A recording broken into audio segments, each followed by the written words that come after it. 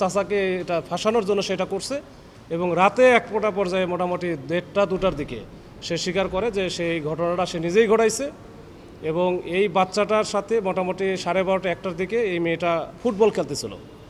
মেয়েটা নাকি ফুটবল খেলে এবং সে পেশায় নার্স হিসাবে শেভরন হসপিটালে নার্স হিসাবে কর্মরত আছে। ইদানিং মনে হয় একটু ওখান থেকে ছুটি টুটি নিয়ে আগামীতে সে ইন্টারমিডিয়েট পরীক্ষা দিবে। তো এই ইন্টারমিডিয়েট পরীক্ষা দেওয়ার জন্য বাড়িতেই থাকে, কয়েকদিন সে এই হাসপাতালেও যাচ্ছে না। এর মধ্যেই বাচ্চার সাথে খেলাধুলা করতেছিল এবং খেলাধুলা করার একটা পর্যায়ে বাচ্চা তো তার সম্পর্কে ভাইয়ের ছেলে মানে ভাতিজা হয়।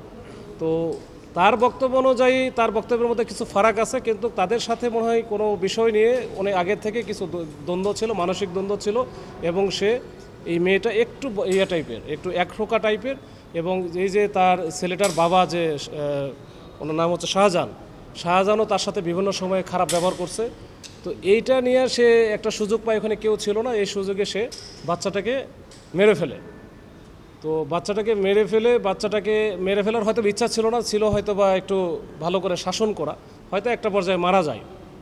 মারা গেলে তখন এই বাচ্চাটাকে সে একটা বস্তাবন্দি করে, 2টা বস্তায় ইয়ে করে একেবারে ঘটনা কিন্তু 1টা থেকে 2টার মধ্যে, মানে প্রথম 1 ঘন্টার মধ্যে সেই কাজটা করে ফেলে এবং এটা 2টা বস্তায় উঠিয়ে তার বাসার পিছনের অংশে, যেটা একটু অন্য অংশ খালি অংশ এবং ওই যে ময়লা আবর্জনা বা ওই যে তার যে টয়লেট যেটা আছে, টয়লেটের যে অংশটা, ওই অংশে একেবারে ময়লার ভিতরে একটু গর্ত করে উপরে ময়লা টয়লার দিয়ে ওটা ঢেকে রাখে।